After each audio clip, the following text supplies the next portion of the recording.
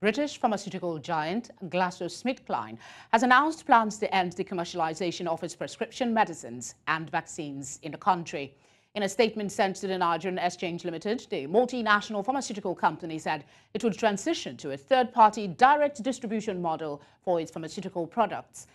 At the same time, the company said it is now working with its advisors to agree on the next steps while it plans to submit a scheme of arrangements to the Securities and Exchange Commission for the possible return of cash to its local shareholders. Glaxosmithkline was incorporated in Nigeria in June 1971 and commenced business the following year. The multinational pharmaceutical company is well known for products like Panadol, Ribena, Lucozade, Macleans, and Andrew liver salt, among other products. To discuss this, we're joined by Kasimu Garba Kofi, CEO, APT Securities and Funds. Thank you very much for giving us your time here in Nigeria tonight. Let's begin with your initial reaction to GSK Nigeria's announcement it is shutting down operations. Were there indication this was coming, and could it have been avoided? Yes, there was an indication. Sometimes a few years ago, they decided to sell out the Ribena, the Sun, which is a very popular product across the board, to a Japanese company. So we see that this is the product that generates a lot of revenue, turnover, and they choose to sell it out. It shows that probably they are indicating that they may not likely going to continue. However, they came with a policy that their board have decided to exit 29 countries of Saharan Africa, and those countries including Nigeria. And this is what really surprised us, because the federal government have made a policy that it's just a matter of time that importation of drugs will no longer be by individual, but will be done by manufacturing company who cannot produce that product. Then they will be allowed to import it, so that there will be a payback. Whatever the revenue they generated will enable them to expand, and in a very near time, will have no need to import product, just like what happened to the cement. Cement industry were allowed to import cement to the level that they will be able to expand their expansion, which they did, and today we are a net exporter.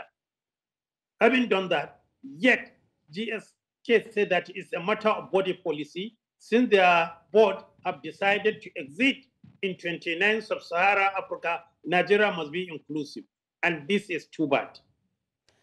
Help us understand, for the layman, what does the company mean by saying it plans to transition to a third-party direct distribution model for its pharmaceutical products?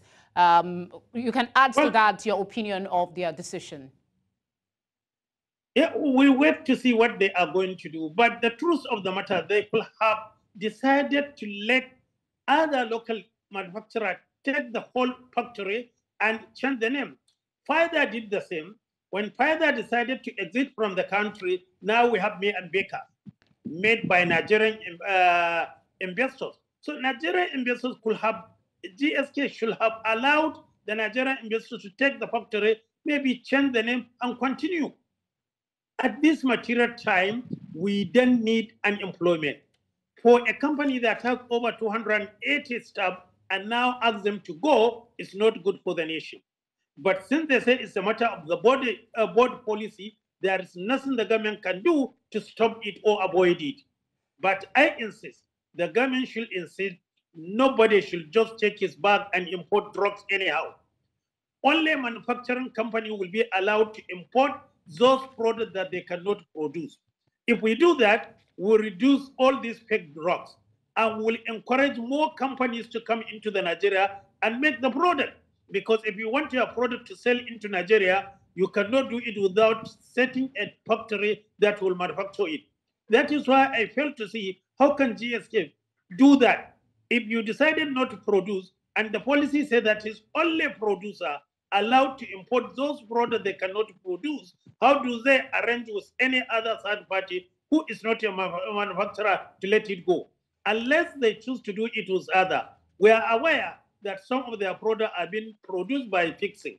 Maybe probably they were arranged with them or any other manufacturing company. All right, you mentioned job losses. I'd like to know in what other ways will this affect Nigeria's healthcare industry and the economy at large?